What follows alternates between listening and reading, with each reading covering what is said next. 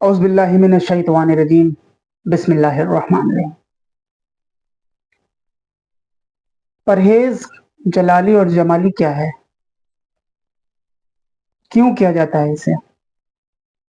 वलियों ने 30-30 40-40 साल वलियों ने 30-30 साल 40-40 साल रोजे रह के गुजार दिए।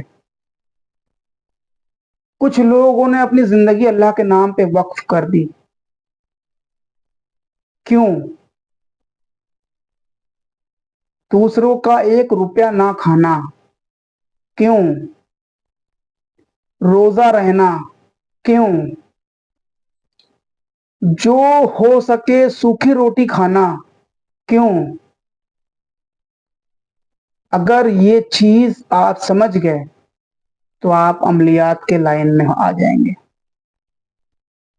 मेरा समझाने का सिर्फ इतना मकसद है कि आप गलत दीन को छोड़ दीजिए, बेदीनी छोड़ दीजिए, दीन पर आइए और दीन जो आपको सिखाता है उसे सीखिए।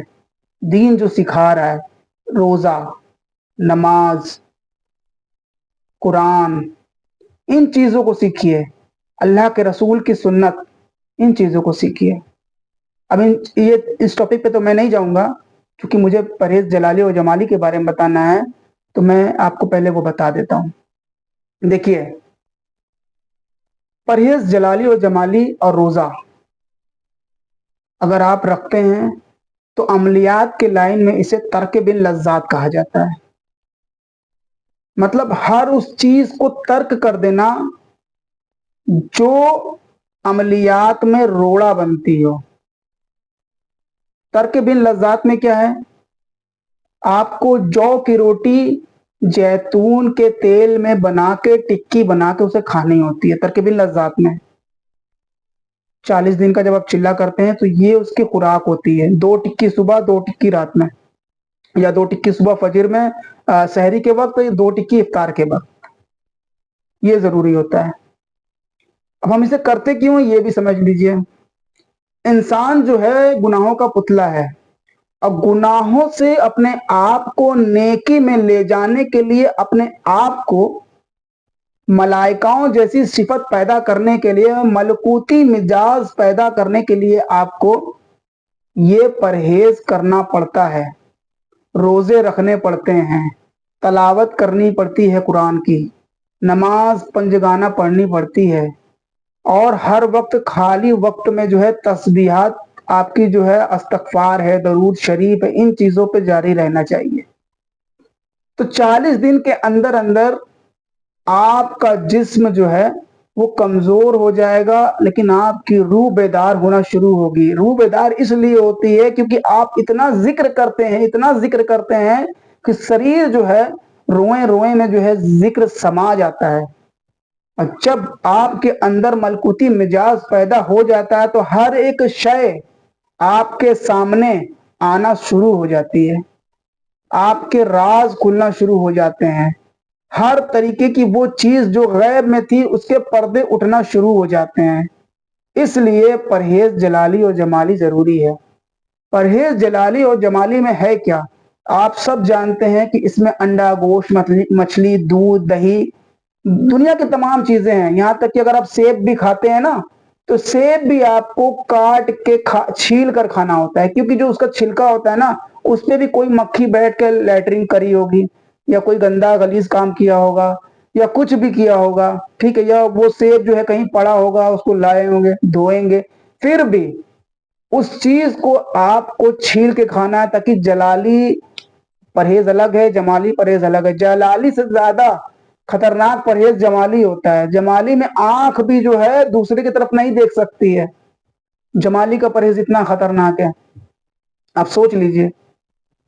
अमलियात की लाइन इतनी आसान नहीं है, अमलियात की लाइन बहुत कठिन है, लेकिन जिसने एक बार उस लाइन में ढल गया जो ना, फिर ऑटोमेटिक उसकी जो है वो सिफत बन जाती है, तो वो हर चीज कर लेता है। परहेज करने से इंसान की रूह बेदार होती है, उसके अंदर उल्वी मिजाज पैदा होता है, और जब उल्वी मिजाज पैदा होगा ना, तो आप के अंदर नूर की जो है पेशकश होना शुरू हो जाएगी। मतलब آپ نور سے بھرنا شروع ہو جائیں گے، آپ کے اندر طاقت پیدا شروع ہو جائے گی، آپ کے اندر روحانیت آنا شروع ہو جائے گی۔ اس لیے پرہیز ضروری ہے۔ آپ صرف اللہ اللہ کرتے رہیے، کوئی پرہیز مت کریے، ان کو دیکھیے ان کو دیکھیے، من میں گندے مزاج لائیے، کچھ نہیں ہوگا، کوئی تسبیحات کام نہیں کرے گی، کیونکہ نیکی کا ذریعہ ہر ایک طریقے سے صفائی ہے، اب پرہیز کا مین مقصد صفائی کرنا ہے۔ جس طرح وضو کر کے انسان نماز پڑھنے جاتا ہے، پانی انسان کے جسم کو پاک کرتا ہے غسل میں اور وضو میں، اسی طریقے سے پرہیز ہے۔ پرہیز جلالی جمالی اور روزہ رکھنے سے جو ہے انسان کے مزاج میں وہ تبدیلی آتی ہے کہ وہ اللہ کی راہ میں چلنا شروع کر دیتا ہے۔ اور اللہ تبارک و تعالیٰ کہتا بھی ہے کہ جو روزہ رکھتا ہے وہ میرے سب سے نزدیک ہوتا ہے، اور میں اس کے منہ کے برابر میں ہو جاتا ہوں، مطلب منہ کے پاس ہو جاتا ہوں۔ تو سوچئے روزے کی کتنی اہمیت ہے، پرہیز کی کتنی اہمیت ہے۔ مان لیا آپ پرہیز نہیں کر پا رہے، لیکن اتنا تو پرہیز کر سکتے ہیں نا، چلیے آپ پانی پی لیے، آپ کچھ ہلکا پھلکا کھا لیے، لیکن جو پرہیز میں ہے وہ مت کھائیے، اس کو نہ کھانے کی وجہ سے آپ کی روحانیت بڑھے گی۔ مجھے امید ہے آپ کو میری بات سمجھ میں آئی ہوگی، جن کو میری بات سمجھ میں آئی ہے وہ لائک ضرور کریے گا، اور آپ کو ویڈیو اچھی لگی تو شیئر ضرور کریے گا۔ اب مجھے امید ہے آپ اللہ کے راستے میں چلنا شروع کر دیں گے۔ اہدنا الصراط المستقیم پہ چلیے، اللہ کے رسول کی جو ہے سنت پہ چلیے، قرآن حدیث نماز ان چیزوں پہ زور دیجئے، کیونکہ یہ وقت بھی آخر چل رہا ہے۔ انشاءاللہ آپ سے اگلی ویڈیو میں ملاقات ہوگی، تب تک کے لیے اللہ حافظ۔